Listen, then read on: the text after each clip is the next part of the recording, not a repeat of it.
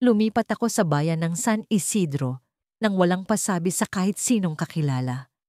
Isang tahimik na lugar ito, sa gitna ng mga bundok, malayo sa gulo ng lungsod, malayo sa mga mata na maaaring magtanong. Ang simpleng pamumuhay dito ang hinahanap ko, isang pagkakataong magsimulang muli, isang puwang para kalimutan ang lahat ng iniwan ko. Nasa gilid ng kalsada, ang inuupahan kong maliit na bahay. Luma ito. May mga bitak sa dingding, pero sapat na para sa isang tulad ko na ang tanging hangarin ay ang magtago. Sa unang linggo, walang kakaiba. Madaling araw pa lang ay nagigising na ako sa tunog ng mga manok. Ang hangin dito ay sariwa. Ang mga tao'y pala kaibigan, pero hindi mapang-usisa. Hindi sila nagtatanong kung bakit ako narito o kung saan ako nanggaling.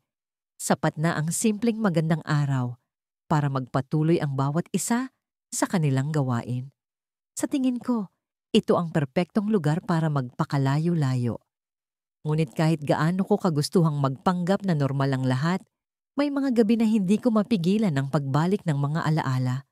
Mga tanong na bumabalik sa isip ko tuwing tahimik ang paligid. Ano nga ba ang nag-udyok sa akin na tumakas? Ano ang iniwan ko? Ang sagot, syempre, ay hindi kasing simple ng gusto ko lang ng bagong simula. Ang totoo, may bahaging-bahagi ng sarili ko na pilit kong nililibing, pero hindi ko alam kung kailan ito babangon. Ang boses ng konsensya ay mahirap patahimikin, lalo na kapag mag-isa ka. Isang gabi, habang nakaupo ako sa harapan ng bahay, may napansin akong kakaiba. Sa likuran ng bakuran, may aninong gumalaw. Akala ko, noong unay bunga lang ito ng pagod o imahinasyon. Pero nang muli kong tingnan, naroon pa rin ang anyo. Parang taong nakatayo sa dilim, hindi gumagalaw. Hindi ko maipaliwanag ang kaba na biglang bumalot sa akin. Sino iyon? Hindi ko alam kung magpapakita ba ako ng tapang at lalapitan ng anino o mananatili akong nakaupo sa upuan, nagkukunwaring walang nakikita. Kinuha ko ang flashlight mula sa lamesa sa loob ng bahay. Pinilit kong hindi manginig ang kamay ko habang binuksan ito at tinutok sa direksyon ng anino. Walang tao. Ang nakita ko lang ay isang puno, matangkad, tuyo at walang dahon. Napangiti ako ng kaunti. Iniisip na siguro'y na-overthink ko lang ang lahat. Pero habang bumalik ako sa upuan, hindi ko naiwasang mapansin ang kakaibang lamig na bumalot sa lugar. Parang may nakatingin sa akin. Kahit wala naman. Pagkatapos ng ilang araw, mas naging masama ang pakiramdam ko. Sa tuwing lalabas ako para bumili ng pagkain sa tindahan, may nararamdaman akong tila mga mata sa likuran ko. Hindi ko na rin maipaliwanag kung bakit tila pamilyar ang ilang bagay dito sa San Isidro. Parang may mga lugar na nakita ko na noon. Kahit alam kong imposible iyon. Sa tuwing dumadaan ako sa plaza, ang liwanag ng araw ay nagiging nakakasilaw at ang hangin ay nagiging mabigat. May mga pagkakataon pa nga na naririnig ko ang mga bulong kahit walang tao sa paligid. Isang gabi, nagising ako mula sa mahabang bangungot. Pawis na pawis ako, humihingal, at ang unang tumambad sa akin ay ang tunog ng mga yabag sa labas ng bintana. Hindi ko alam kung ano ang mas nakakatakot, ang panaginip o ang realidad. Hindi maganda ang pakiramdam ko sa narinig ko, pero pinilit kong magpakatapang. Dahan-dahan akong tumayo mula sa kama, kinuha ang flashlight at lumapit sa bintana. Walang tao. Pero sa halip na maibsan ng kaba ko, lalo itong tumindi nang makita ko ang isang piraso ng papel na nakadikit sa salamin. Nakasulat dito ang mga salitang, "Mga panay, alam ko kung sino ka." Halos mabitiwan ko ang flashlight sa sobrang takot. Sino ang naglagay ng papel? Paano niya nalaman ang tungkol sa akin? Ang mga tanong ay nagsimulang magkulay ng paranoia sa isip ko. Lumabas ako ng bahay, nagmamadali, para tingnan ang paligid. Walang tao sa labas. Ang kalsada ay tahimik, ang mga puno ay hindi gumagalaw. Pero sa kabila ng katahimikan, ramdam ko ang presensya ng kung sino man ang nagdala ng papel. Parang nariyan lang siya, nagtatago, nanonood. Pagbalik ko sa loob ng bahay, hindi ko na mapigilan ang sarili kong mag-isip ng mga posibilidad. May taong nakakakilala sa akin. May taong alam ang lihim ko. Pero paano? Walang sino man ang dapat nakakaalam. Ang iniwan ko sa lungsod ay dapat na manatili roon. Ang kasalanan, ang mga alaala, lahat ng aking ginawa. Hindi ko alam kung sino ang nagdala ng papel, pero malinaw na hindi siya basta random na tao. Isa siyang multo ng nakaraan. Kinabukasan, napansin kong tila mas maraming tao sa plaza kaysa dati. Ang mga residente ng San Isidro ay tila nagkukumpulan sa harap ng simbahan. May usapan tungkol sa kung anong nangyari noong gabi. Hindi ko masyadong naintindihan ang bulong-bulungan hanggang sa marinig ko ang isang matandang babae na nagsabi, "May nawawala. Si Mang Ernesto, huling nakita sa gubat." Biglang bumigat ang dibdib ko. Mang Ernesto, isa siya sa mga nakilala ko nitong nakaraang linggo, isang mabait na matandang lalaki na mahilig magkwento tungkol sa kasaysayan ng bayan. Sa kabila ng kaba, pilit kong kinumbinsi ang sarili ko na walang koneksyon ang pagkawala niya sa akin. Pero paano kung mali ako? Paano kung ang misteryosong papel ay may kinalaman sa nangyari? Habang nakikinig ako sa usapan ng mga tao, may isang bagay akong napansin sa gilid ng simbahan. Isang pamilyar na anino na nakatayo sa likod ng mga puno. Napatigil ako. Hindi ko maalis ang tingin ko sa anino. Hindi ito gumagalaw, pero ramdam ko ang presensya nito. Parang may hawak itong kung anong hindi ko pa naiintindihan. Sa isang iglap, ang anino ay nawala. Parang usok. Ngunit sa lugar na kinatatayuan nito ay may isang bagay na naiwan.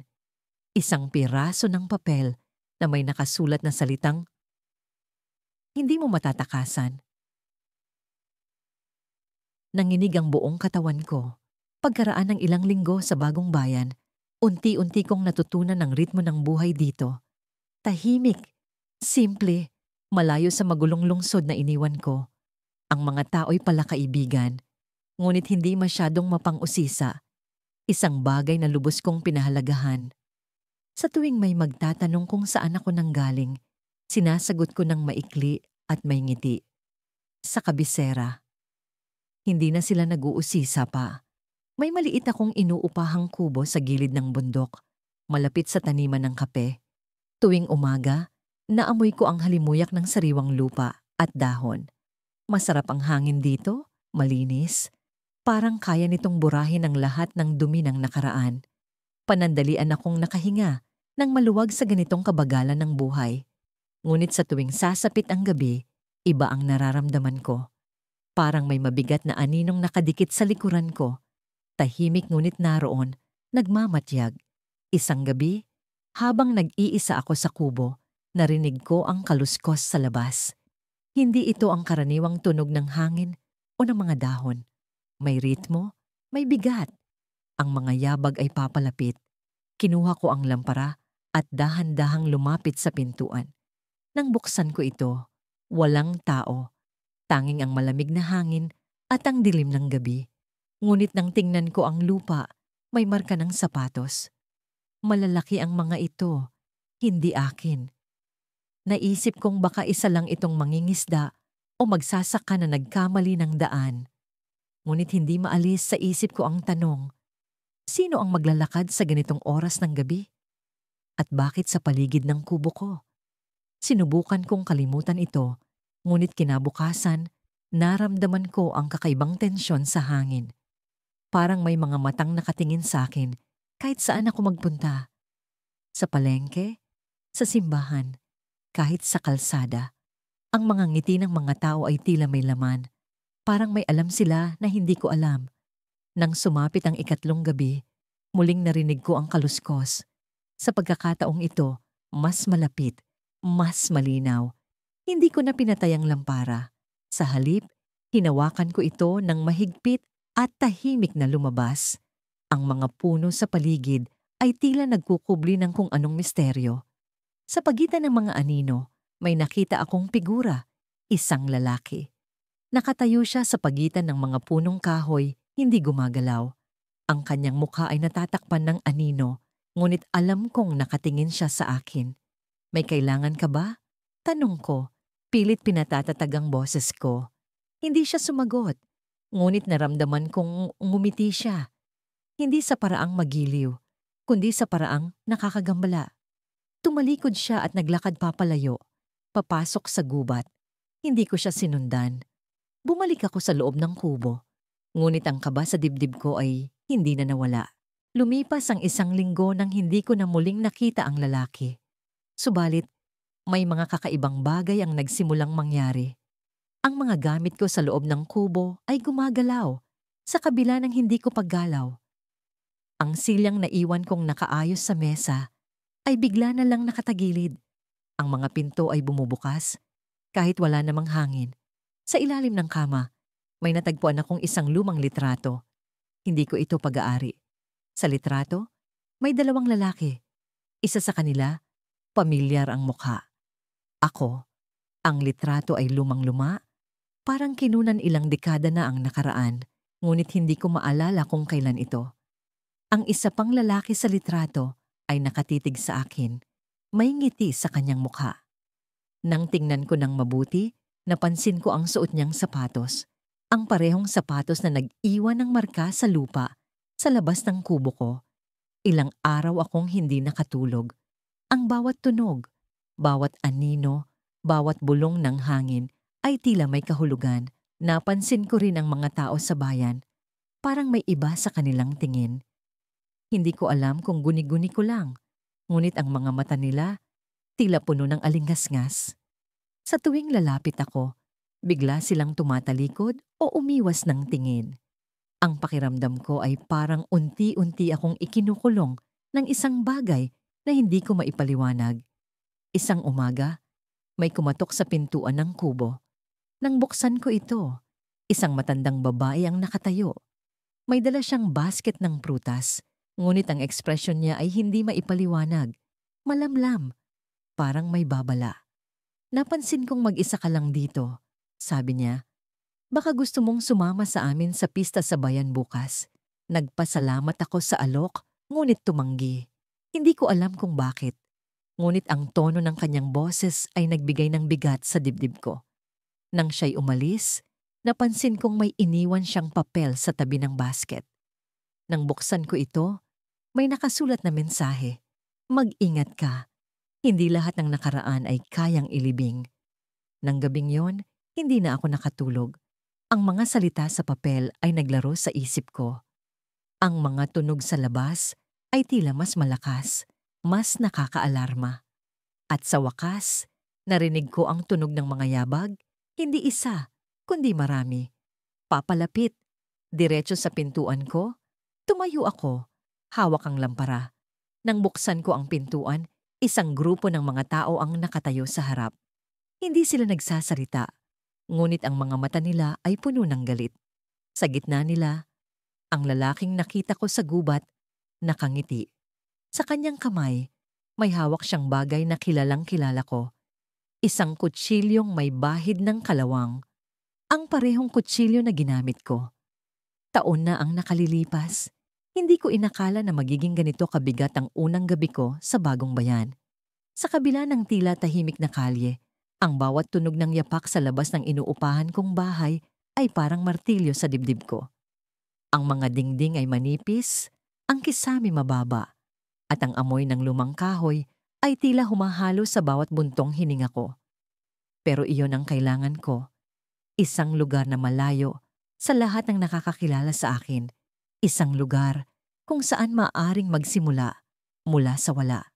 Sa unang pagkakataon, naramdaman kong malaya ako. Wala nang nagmamasid sa bawat galaw ko, wala nang bulong sa likod ng mga tainga.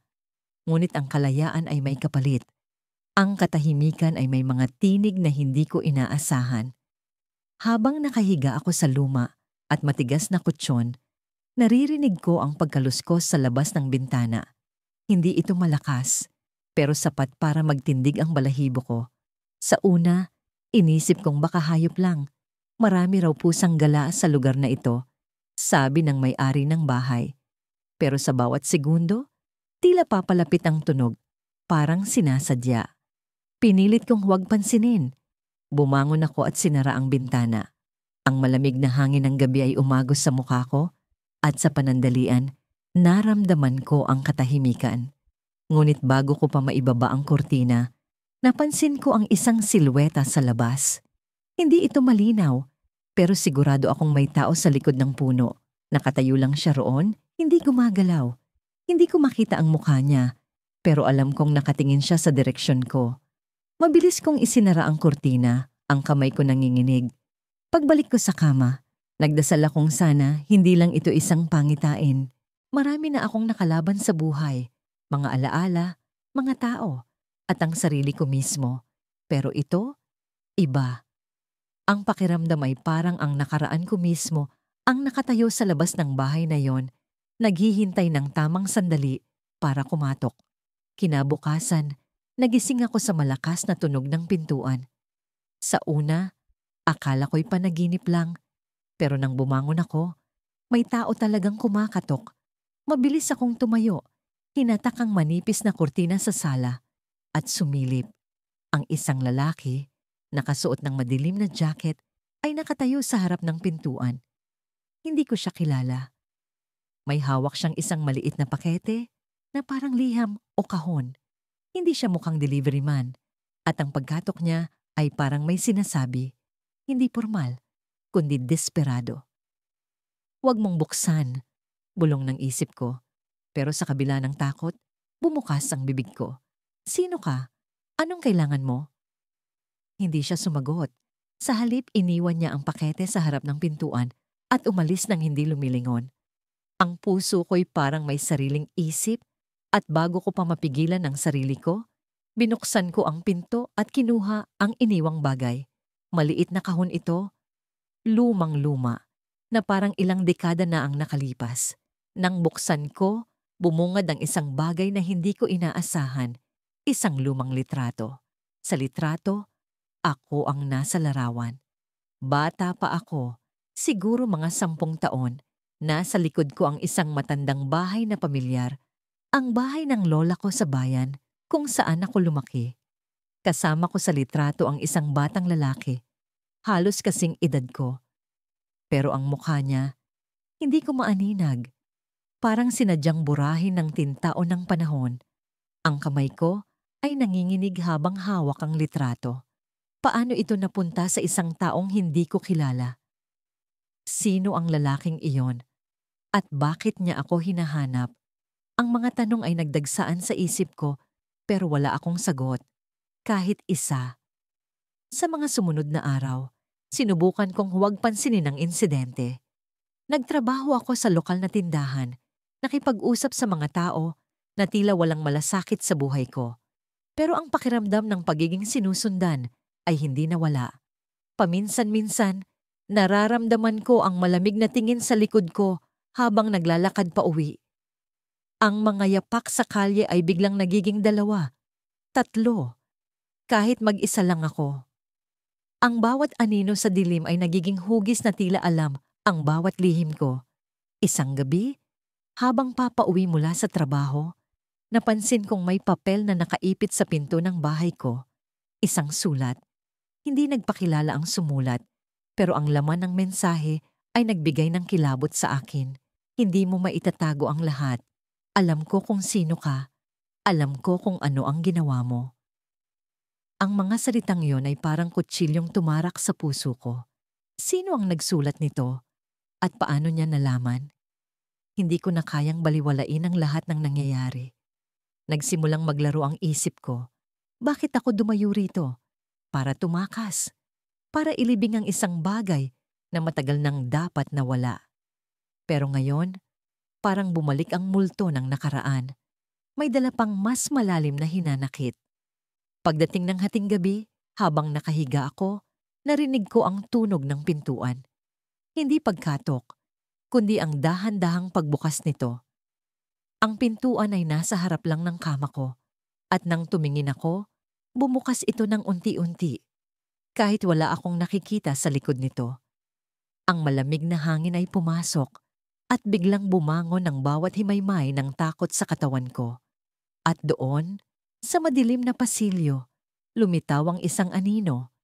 Hindi ko maaninag ang mukha, pero alam kong hindi ito imahinasyon. Ang anino ay nakatayo lang, tahimik, hindi gumagalaw.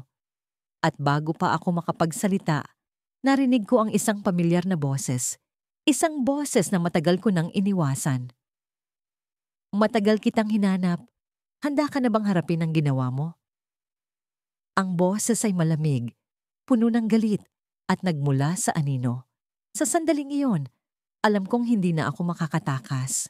Sa paglipas ng mga araw, unti-unting gumagaan ang pakiramdam ko sa bagong buhay ko sa San Isidro. Tahimik ang maliliit na kalye rito, malayo sa magulong lungsod na iniwan ko. Ang mga tao, bagamat pala kaibigan, ay hindi mapang-usisa. Hindi nila tinatanong kung saan ako nanggaling o bakit ako napadpad dito. Sa wakas, nakahanap ako ng lugar na tila walang pakialam sa nakaraan ko. Isang bagay na labis kong hinahangad. Sa araw, abala ako sa pag-aayos ng maliit na tindahan ng mga lumang libro na pinaupahan sa akin ng isang matandang babae.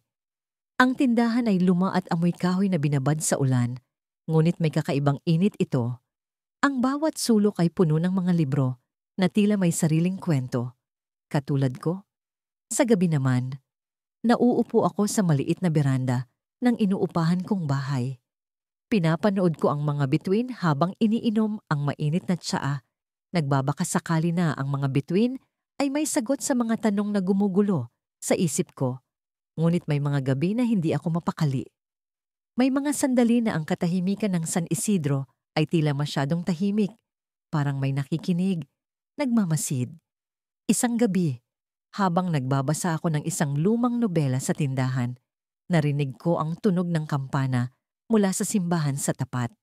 Mahinang-mahina, pero sapat para magpabangon sa akin. 10:00 na ng gabi at alam kong sarado na ang simbahan.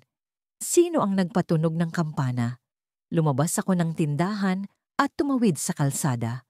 Ang simbahan ay lumang-luma, may mga bitak sa pader nito, at ang malaking krus sa tuktok ay tila nakatungo sa kalungkutan.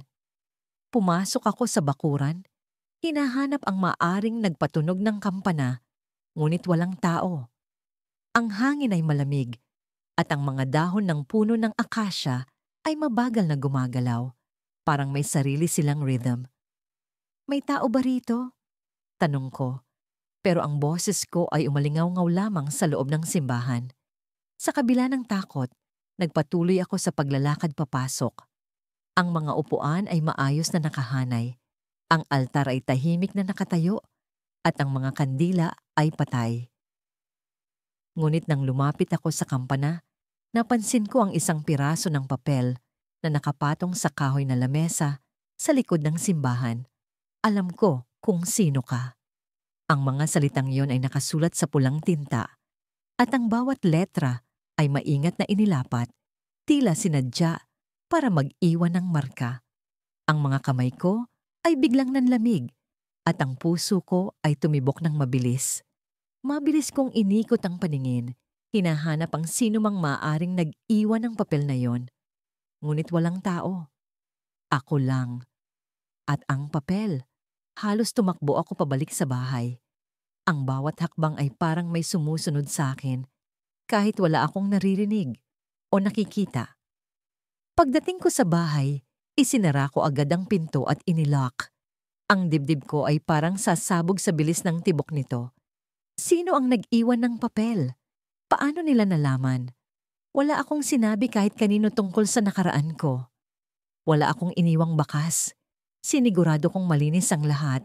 Ngunit ang papel na yon, ang pulang tinta, ay parang multong bumabalik para ipaalala sa akin na hindi ako makakatakas. Ang nakaraan ko, ang lihim na bunga ng isang maling desisyon, ay tila naglakbay kasama ko. Kinabukasan, sinubukan kong magpatuloy na parang walang nangyari. Ngumingiti ako sa mga customer at nag-aalok ng mga libro, pero ang utak ko ay abala sa pag-iisip kung sino ang nag-iwan ng mensahe. Sinubukan kong magtanong sa ilan sa mga kakilala ko sa bayan, si Mang Berting na nagtitinda ng gulay, si Aling Nena na may maliit na karinderya, kung may kakaibang nangyari sa simbahan kagabi. Pero lahat sila ay umiling. Sinasabing wala silang narinig o nakita. Sa buong araw, parang may anino na nakadikit sa akin. Ang bawat tunog ng kampana mula sa simbahan ay nagpapaalala sa akin ng papel. Ang bawat taong dumadaan sa tindahan ay tinitingnan ko ng mabuti, hinahanap ang sino mang may alam tungkol sa akin. Ngunit wala. Walang bakas. Hanggang sa dumating ang gabi. Sa muling pag-upo ko sa beranda, may narinig akong yabag sa likod ng bahay. Mahinang mahina, pero sapat para magpa-alerto sa akin. Tumayo ako, dahan-dahang lumapit sa likod na pinto at hinawakan ang doorknob. Nang buksan ko ito, wala akong nakita kundi ang madilim na bakuran. Ngunit may isang bagay ang tumama sa paanan ko. Isang maliit na kahon. Pinulot ko ang kahon at dahan-dahan itong binuksan. Sa loob ay may isang lumang relo na may bitak sa salamin. Katulad ito ng relong iniwan ko sa isang taong ayokong maalala. Ang relong yon ay dapat na nasa ilalim ng lupa kasama ng bangkay. Biglang may narinig akong boses mula sa kadiliman. Hindi ka pwedeng magtago magpakailanman. Napatigil ako. Ang mga mata ko ay pilit na hinahanap ang pinagmulan ng boses. Ngunit wala akong makita. Ang kahon ay bumagsak sa lupa at ang bawat tunog ng relo ay parang martilyong tumutusok sa konsensya ko. Ang nakaraan ko ay hindi na lang dumadalaw. Nandito na ito, humihinga, nagmamasid. Madilim ang gabi. Ang liwanag mula sa gasera sa lamesa ko ay gumagapang sa kahoy na sahig. Tila hinahabol ang mga anino sa sulok ng maliit kong kwarto. Dito sa Bagong Bayan, malayo sa ingay ng lungsod. Akala ko ay tahimik na ang lahat. Akala ko ay sapat na ang distansya para takasan ang bigat ng nakaraan. Ngunit ngayong gabi, ibang bigat ang bumalot sa akin. Sa labas ng bintana, naririnig ko ang banayad na huni ng mga kuliglig. Ang malumanay na hangin na umaagos sa pagitan ng mga puno. Pero may kung anong tunog ang sumisingit. Isang tunog na hindi bahagi ng karaniwang sinfonya ng gabi. Hindi ko mawari kung saan nanggagaling. Ngunit tila bumabalik ito sa bawat hinga, sa bawat tibok ng dibdib ko. Parang yapak, mabibigat na hakbang na unti-unting lumalapit. Nilakasan ko ang gasera. Ang liwanag nito ay parang maliit na apoy na pilit nilalabanan ang dilim na bumabalot sa paligid. Tumayo ako at sinilip ang labas ng bintana.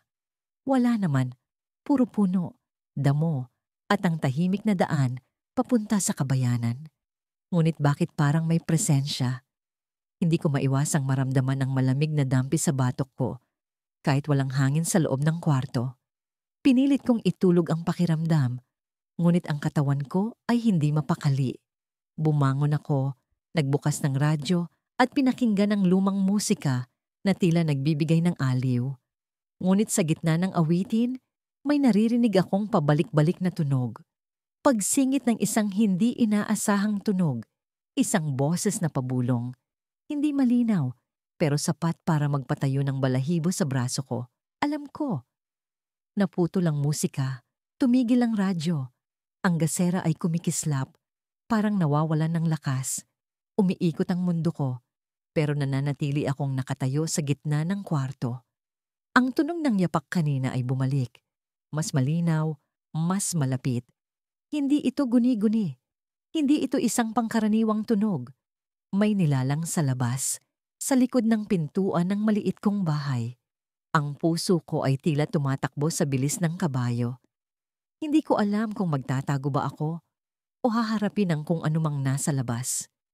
Sa wakas, pinili kong hawakan ang kutsilyong nasa lamesa.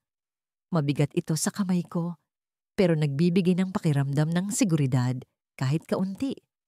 Lumapit ako sa pintuan, ang mga daliri ko ay nanginginig habang unti-unting binubuksan ng seradura. Pagbukas ng pinto, bumungad sa akin ang malamig na hangin ng gabi. Walang tao, walang kahit ano. Ang daan ay tahimik, ang damo ay hindi gumagalaw. Ngunit may kakaibang bagay sa lupa, mga bakas ng paa. Malalaking bakas, basa, tila nanggaling sa putik. Ang direksyon nito ay papunta sa gilid ng bahay ko, sa likuran. Sinundan ko ang bakas. Ang kutsilyo ay mahigpit kong hawak. Sa bawat hakbang, ramdam ko ang bigat ng takot na bumabalot sa akin. Ang likuran ng bahay ko ay isang madilim na espasyo, puno ng mga sanga at dahon na tila bumuo ng isang maliit na kagubatan. Ang gasera ko ay lumalabo, pero sapat ang liwanag para makita ang bawat galaw sa paligid. Hanggang sa tumigil ako. Sa ilalim ng isang malaking puno, may nakatayong figura. Hindi ko maaninag ang mukha nito, ngunit ang postura ay pamilyar. Ang balikat, ang taas, ang paraan ng pagtayo. Parang nakita ko na ito dati. Ang figura ay hindi gumagalaw. Tila nakatingin lang ito sa akin, kahit hindi ko makita ang mukha. Alam mo ba kung sino ako? Tanong ng figura. Ang boses nito ay parang alingaw-ngaw na tumatama sa bawat sanga ng puno. Hindi ako makasagot. Ang mga paa ko ay tila nakabaon sa lupa. Ang kutsilyo sa kamay ko ay biglang naging magaan. Halos wala ng silbi. Alam mo kung bakit ako nandito? Patuloy nito. Ang boses niya ay bumaba. Mas malamig. Mas nakakatakot. Biglang umihip ang hangin at ang gasera ko ay tuluyang namatay. Ang dilim ay kumain sa paligid. Tinanggal ang lahat ng liwanag na kaya kong panghawakan. Nararamdaman ko ang presensya ng figura. Ang bawat hakbang nito papalapit sa akin. Ang hininga nito ay parang usok na bumabalot sa hangin. At sa wakas, tumigil ito sa harap ko. Ang mukha nito ay unti-unting lumitaw mula sa anino. At ang nakita ko ay nagpawala ng lahat ng sigla sa katawan ko. Ako. Ang figura ay ako. Pero hindi ang ako nakilala ko. Ang mukha nito ay marungis. Puno ng dugo. Ang mga mata ay walang buhay. Ang ngiti nito ay pilit. Nakakaloko. Parang alam nito ang lahat ng itinatago ko. Ang figura ay hindi nagsalita. Ngunit ang presensya nito ay sapat para ipaalam sa akin ang isang bagay. Ang nakaraan ko, ang lihim na iniwan ko, ang kasalanang binaliwala ko. Hindi ko ito pwedeng takasan. Nagising ako sa sahig ng kwarto ko. Pawis na pawis. Ang gasera ay muling may liwanag. Ngunit ang kutsilyo sa lamesa ay wala na. At sa harap ko, sa sahig, may mga bakas ng paa. Basa, puno ng putik. Papunta sa pintuan ng kwarto ko. Sa ika-6 na gabi ko sa Bagong Bayan, ang katahimikan ay tila isang balat na hindi ko maalis sa aking balat. Ang hangin sa labas ng bintana ay malamig, ngunit ang init ng aking mga alaala ay mas mahapdi kaysa sa anumang lamig. Nakaupo ako sa sahig ng aking inuupahang bahay, isang maliit na kubo sa gilid ng bundok, malayo sa mga tao, malayo sa gulo. Ang amoy ng kahoy at lupa ay dapat nakakapagpakalma, ngunit hindi ito sapat upang patahimikin ang ingay sa loob ng aking isipan. Ang dilaw na ilaw ng lampara sa tabi ko ay nagsisilbing tanging liwanag sa madilim kong kwarto. Sa ibabaw ng mesa, nakapatong ang isang lumang journal, ang tanging bagay na naiuwi ko mula sa dati kong buhay. Hindi ko alam kung bakit ko pa ito dinala. Bawat pahina nito ay puno ng mga bagay na pilit kong nililimutan. Mga pangalang hindi ko na gustong banggitin, mga pangyayaring hindi ko na gustong balikan. Ngunit sa kabila ng lahat, ang journal ay tila isang magneto. Hinihila ako palapit, kahit alam kong masakit ang magiging resulta. Binuksan ko ang journal sa unang pagkakataon mula nang lumipat ako rito. Ang unang pahina ay may nakasulat na pangalan, Rafael. Ang pangalan ng taong hindi ko na dapat maalala. Ngunit paano ko makakalimutan ang isang tao na nilamon ng kadiliman dahil sa mga desisyon kong mali? Ang pangalan niya ay parang sugat na hindi gumagaling, patuloy na dumudugo sa tuwing iniisip ko. Nakatingin ako sa pahina nang bigla kong marinig ang tunog ng yabag mula sa labas. Tumayo ang mga balahibo ko. Sino ang pupunta rito sa ganitong oras? Walang malapit na kapitbahay. Wala akong inaasahang bisita. Dahan-dahan akong tumayo. Ang puso ko ay kumakalabog sa dibdib ko. Parang tambol na palakas ng palakas. Kumuha ako ng flashlight at lumapit sa bintana. Dumaan ang malamig na simoy ng hangin At sa ilalim ng liwanag ng buwan, may nakita akong anino. Isang figura ng tao. Rafael? Ang pangalan ay tumakas mula sa aking bibig bago ko pa man mapigilan. Hindi. Imposible. Hindi siya maaring narito. Hindi siya maaring buhay. Lumapit ako sa pinto. Nanginginig ang kamay ko habang inaabot ang doorknob. Sa sandaling binuksan ko ang pinto, wala akong nakita. Ang bakuran ay tahimik. Ang mga puno ay waring nakatingin sa akin. Parang alam nila ang hindi ko alam. Ngunit hindi ako mabubulag ng katahimikan. Lumabas ako. Ang flashlight ko ay naglalakad sa dilim ng gabi. Ang mga paa ko ay humahakbang sa lupa. Ang bawat galaw ay parang papalapit sa isang bagay na hindi ko siguradong gusto kong makita. Sa likod ng bahay, may nakita akong isang piraso ng papel na nakapatong sa lupa. Pinulot ko ito. At sa ilalim ng liwanag ng flashlight, nakita ko ang sulat kamay na hindi ko makalimutan. Ang tinta ay parang lason na tumama sa aking mata. Matagal na kitang inaantay ang nakasulat. Walang lagda, walang paliwanag, ngunit alam ko kung kanino galing ito. Bumalik ako sa loob ng bahay. Mas mabilis ang tibok ng puso kaysa kanina. Ang bawat tunog, ang pagkaluskos ng kahoy, ang pag-ungol ng hangin, ay parang sigaw na bumubulong sa akin. Rafael. Ang pangalan niya ay parang halimaw na umuukit sa bawat sulok ng bahay na ito. Binabalot ang bawat espasyo ng takot. Inilapag ko ang papel sa mesa, sa tabi ng journal. Ngunit bago ko pa man maipikit ang mata ko upang huminga ng malalim, narinig ko muli ang yabag. Sa pagkakataong ito, mas malapit na, mas mabigat. Ang tunog ay nagmula sa sala. Hindi ko maalala kung may iniwang bukas na bintana o pinto. Ngunit alam kong hindi ako nag-iisa. Dahan-dahan akong lumakad. Ang flashlight ay nanginginig sa aking kamay. Ang liwanag nito ay naglalakbay sa dingding, sa sahig, ngunit wala akong makita. Nakatingin ako sa paligid nang biglang may bumagsak sa likuran ko. Napalingon ako at ang puso ko ay muntik nang sumabog sa kaba. Ang journal na kanina'y nasa mesa ay nasa sahig na ngayon. Bukas ang mga pahina. Ang hangin ay tila mas mabigat, mas malamig. Lumapit ako sa journal, ang mga mata ko'y nakapako sa mga pahina nito. Sa kabila ng mga nakasulat na alaala, may isang pahina na hindi ko pa nakikita noon. Isang bagong pahina na puno ng mga salita na hindi ko isinulat. Huwag kang tumakbo. Alam ko kung saan ka pupunta. Ang mga kamay ko ay nanlamig. Ang buong katawan ko ay parang nagyelo sa takot. Sino ang nagsulat nito? Paano napunta ito sa journal na ito? Ngunit bago pa man ako makaisip ng sagot, narinig ko ang tunog ng pintuan sa likod ko. Mabagal itong bumukas. Ang ingay ng kalawang na bisagra ay parang sirena ng babala. Hindi ako makagalaw. Ang liwanag ng flashlight ko ay nakatutok sa pinto. Ngunit ang dilim sa likod nito ay tila mas makapangyarihan. At doon, sa gilid ng liwanag, may isang figura. Hindi ko maaninag ang mukha, ngunit alam ko kung sino siya. Rafael, ang taong pilit kong nililimot, ang taong inilibing ko sa nakaraan, ay narito sa harapan ko. Buhay, o isang bagay na mas masahol pa sa buhay. Ang huling bagay na naalala ko, bago tuluyang magdilim ang lahat, ay ang malamig niyang boses, mabagal, puno ng galit. Akala mo ba, makakatakas ka? Sa kabila ng katahimikan ng gabi, naririnig ko pa rin ang tunog ng aking mga hakbang sa makitid na daan. Ang mga ilaw mula sa mga poste ay nagbigay ng malabong liwanag, sapat upang makita ang mga anino ng mga puno na tila gumagalaw sa bawat ihip ng hangin.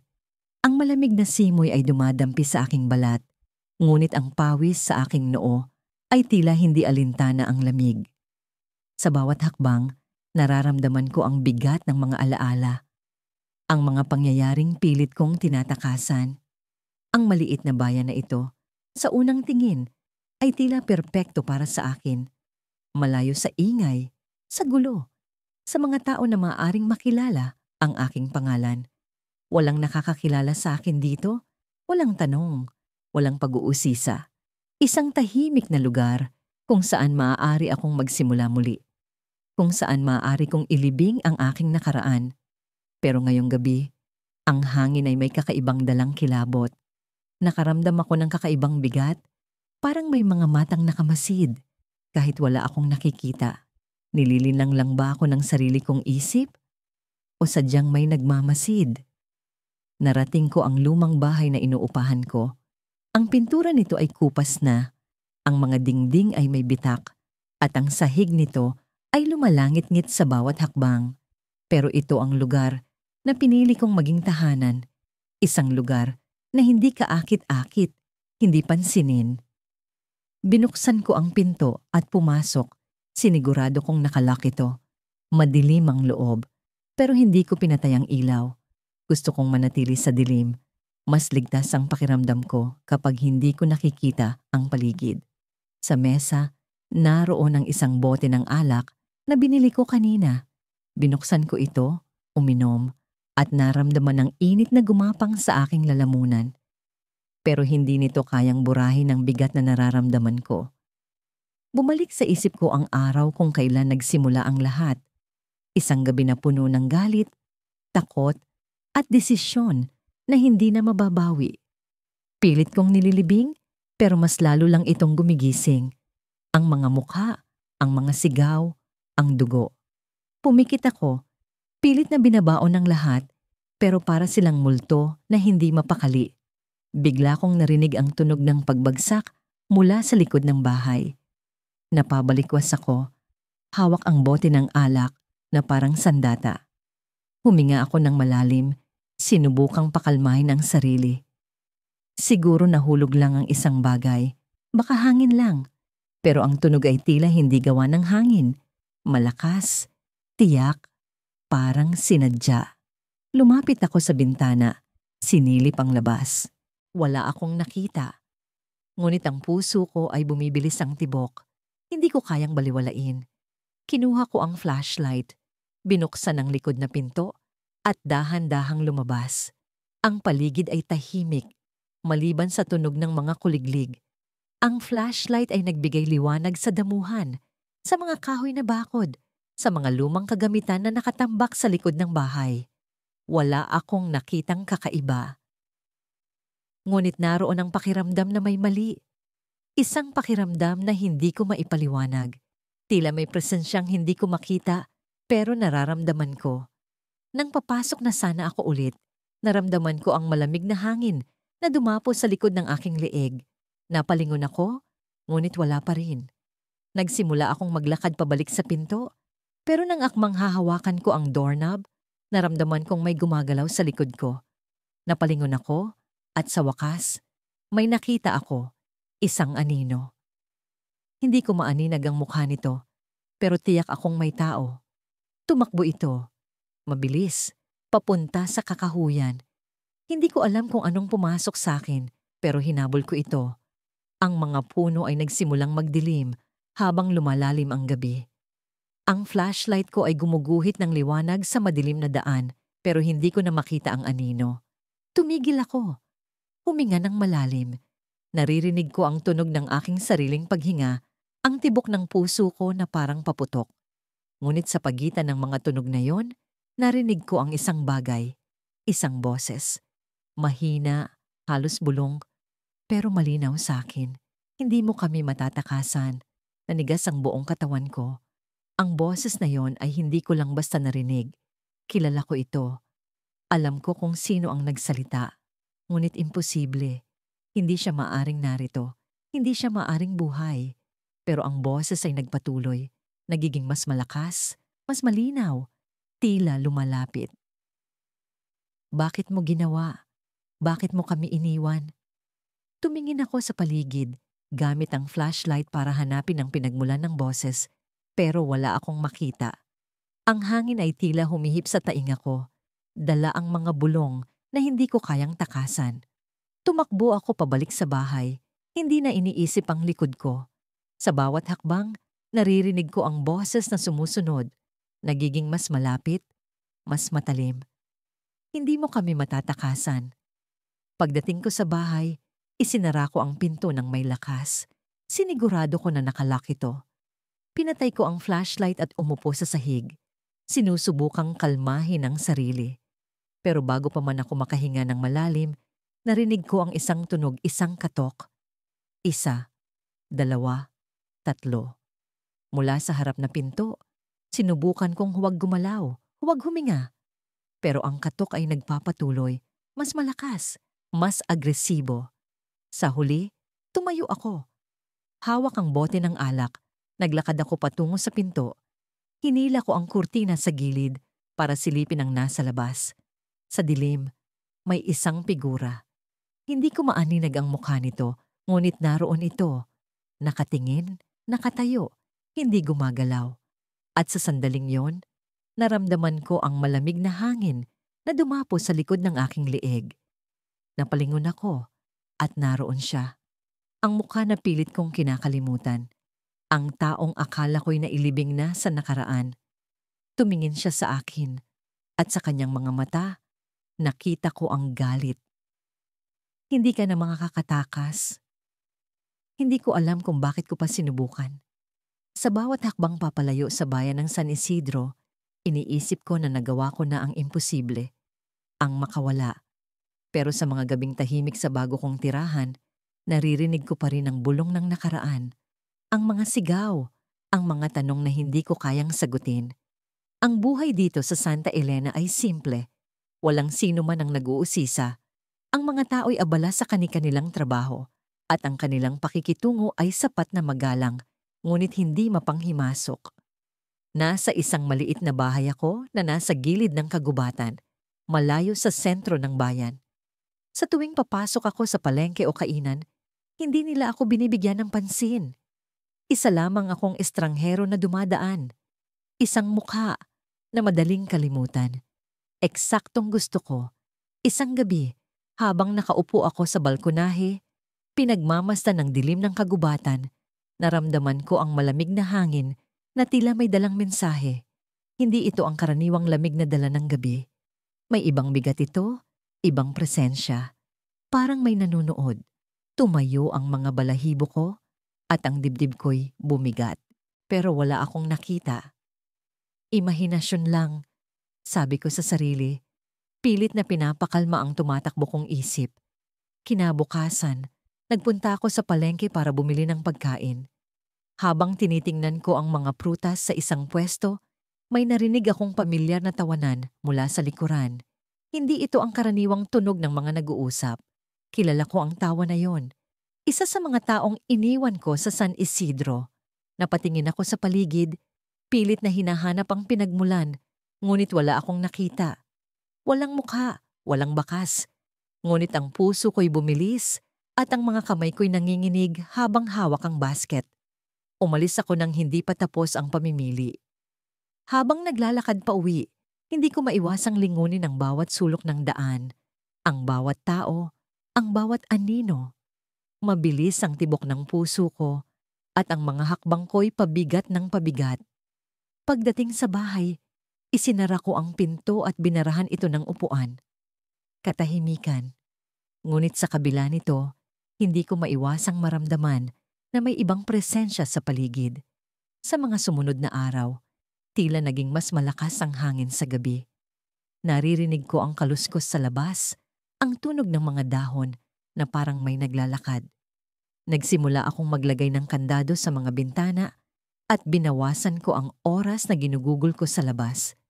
Sa tuwing may tao sa likuran ko o sa gilid ng mata ko, palagi kong iniisip na may kilala akong nakakita sa akin.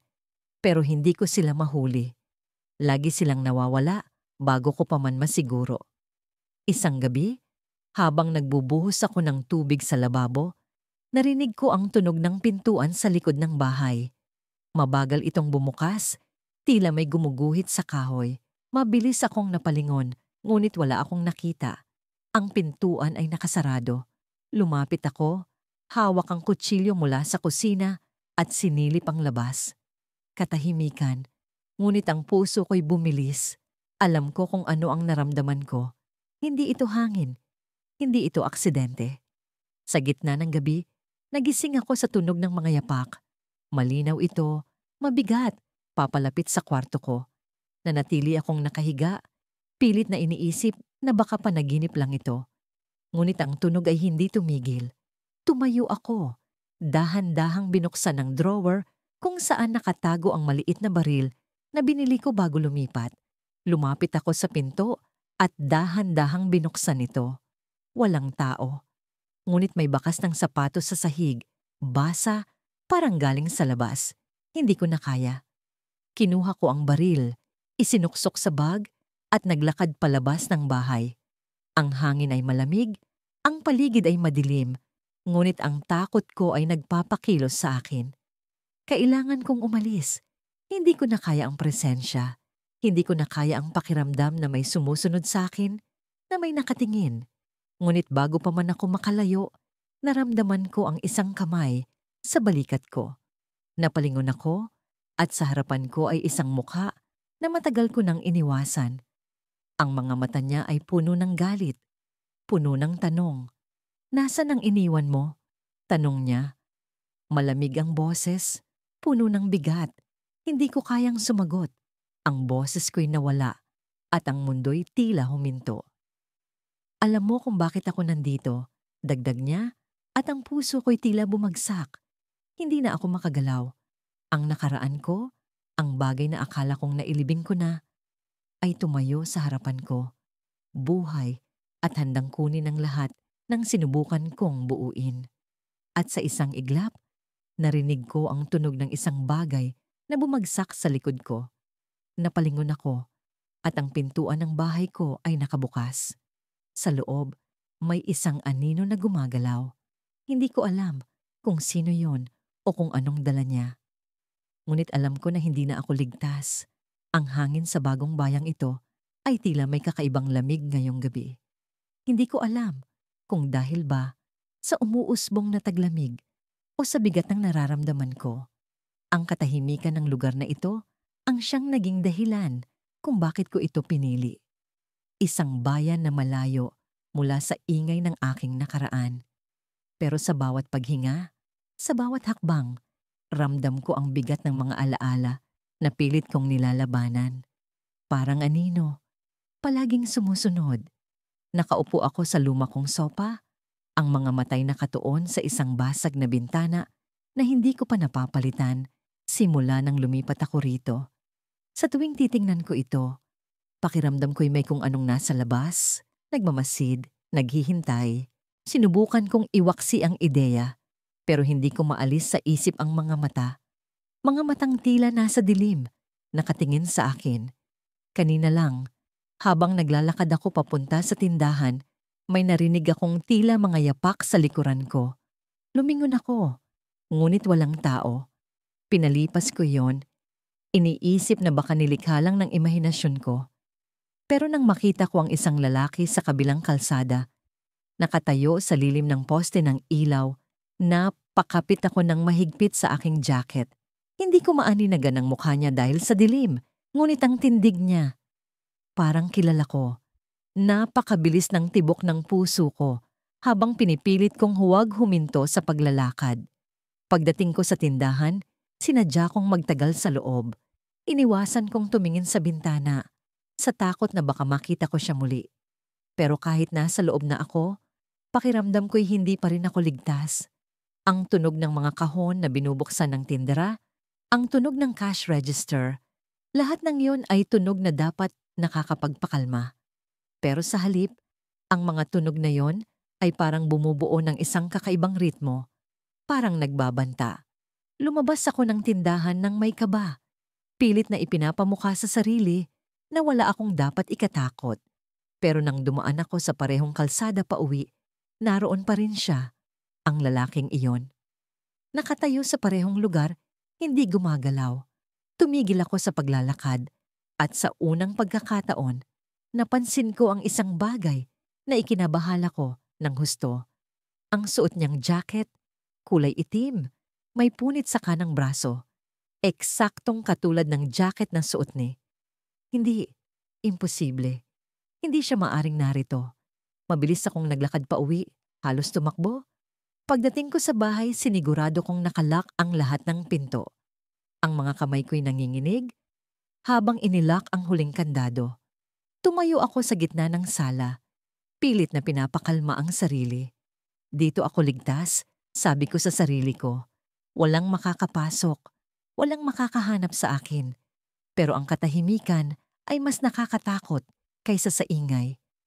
Ang bawat tunog, ang tiktik ng orasan, ang tunog ng hangin na pumapasok sa basag na bintana ay parang nagiging boses ng nakaraan na hindi ko maitaboy.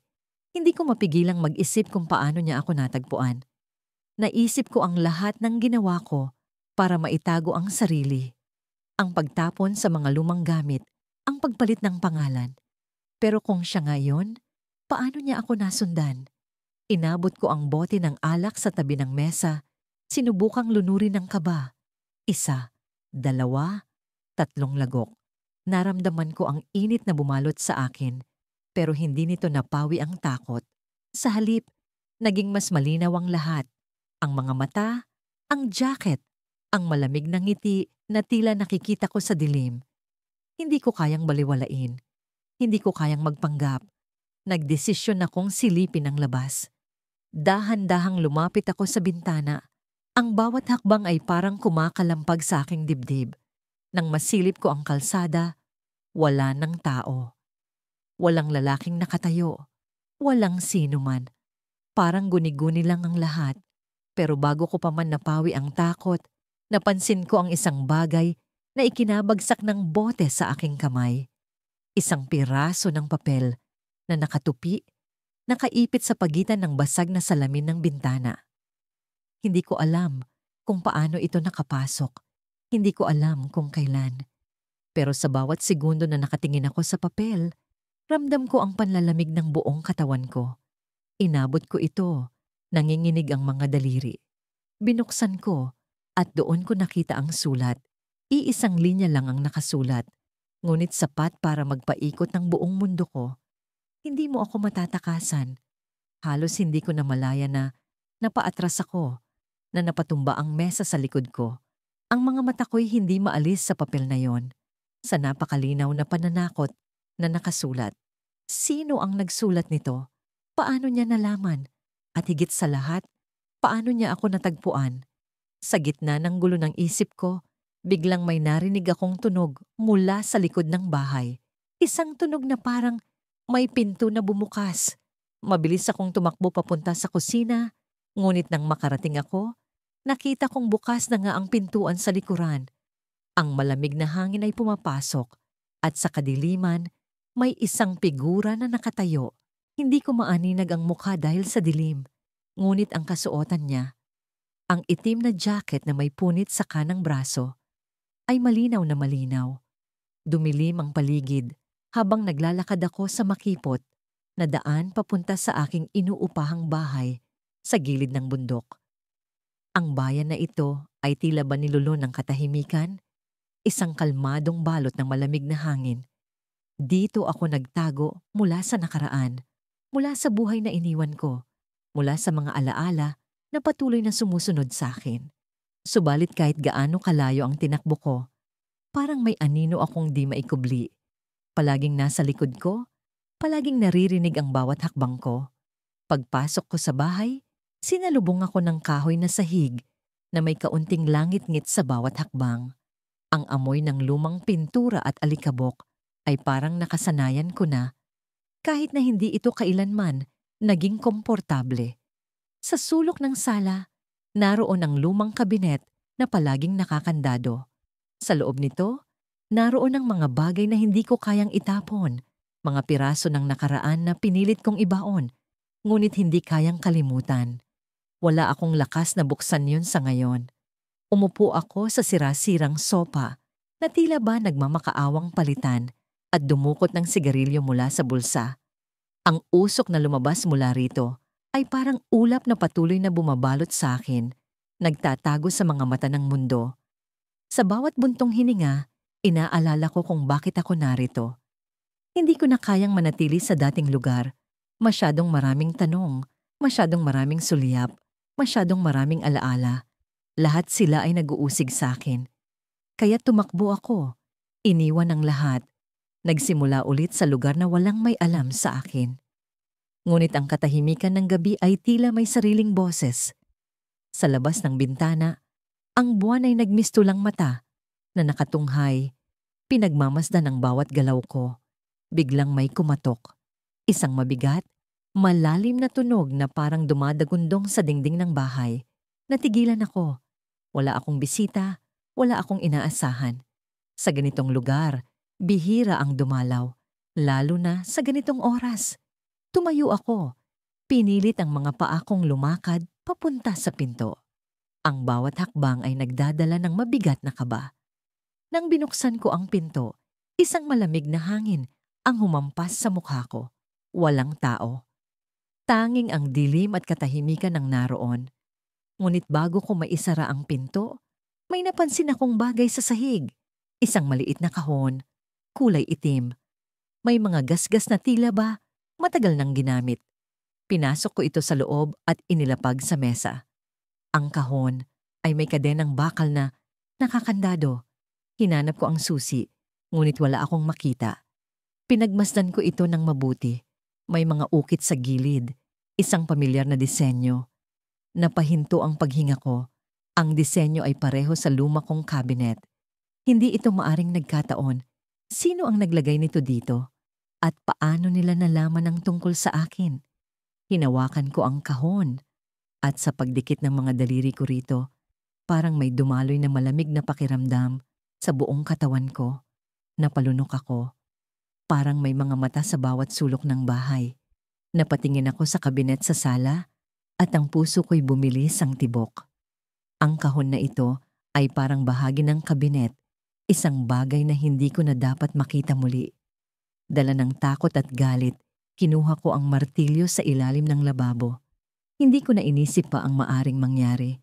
Ang alam ko lang, kailangan kong buksan ang kahon. Sa bawat hampas ng martilyo, ang bakal na kadena ay nabasag. Nang tuluyan itong bumukas, bumungad sa akin ang isang piraso ng papel. Kulay dilaw na tila ba kinain na ng panahon. Binasa ko ang sulat. Ang mga salita ay pamilyar, parang boses na matagal ko nang naririnig. Alam kong hindi mo kayang tumakas. Anong ginawa mo ay mananatili sa'yo. Hindi mo maitatago. Napaluhod ako. Ang kamay ko'y nanginginig habang hawak ang papel. Sino ang nagsulat nito? Paano nila nalaman? Ang boses sa loob ng utak ko'y nagsisigawan, nag-uumpugan, pilit na hinahanap ang kasagutan. Maya-maya, narinig ko ang langit-ngit ng kabinet. Hindi ko yung ginagalaw, ngunit parang may bumukas. Sa gitna ng katahimikan, naririnig ko ang marahang paggalaw ng pinto nito. Hindi ko alam kung paano kikilos. Gusto kong tumakbo, ngunit ang paa ko'y nanigas. Sa wakas, tumayo ako at nilapitan ang cabinet. Ang pinto nito'y bahagyang nakabukas, sapat upang makita ang loob. Sa madilim na espasyo sa loob ng kabinet, may isang bagay na gumalaw. Hindi ko alam kung tao o hayop, ngunit naramdaman ko ang presensya nito. Nang ilawan ko gamit ang aking cellphone, isang mukha ang bumungad. Maputla, nakangiti, may mga mata na tila ba lumuluhan ng dugo. Napaatras ako, napasigaw sa takot. Ngunit bago pa ako makatakbo, narinig ko ang boses nito, malalim, malamig. Akala mo ba'y makakatakas ka? Napapikit ako, pilit na nilalabanan ng takot. Ngunit nang imulat ko ang mga mata, wala na ang mukha. Tanging ang malamig na hangin ang naiwan.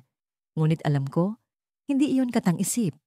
Ang kahon, ang sulat, ang mukha, lahat sila'y konektado. At alam ko, hindi pa ito tapos.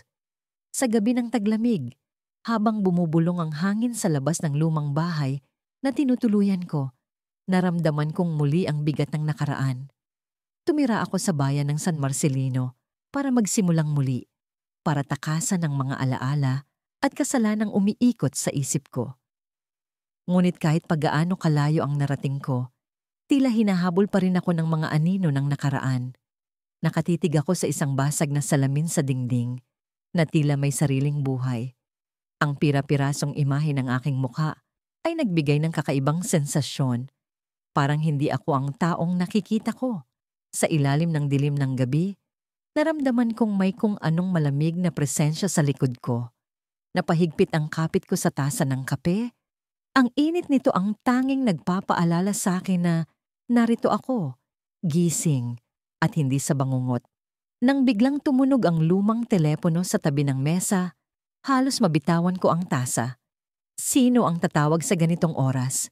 Halos 6 na buwan na akong naninirahan dito at wala akong nakikilala sa lugar na ito maliban sa ilang tindero sa palengke. Halos walang nakakaalam ng numero ko. Dahan-dahan kong dinampot ang telepono, nanginginig ang kamay. Hello?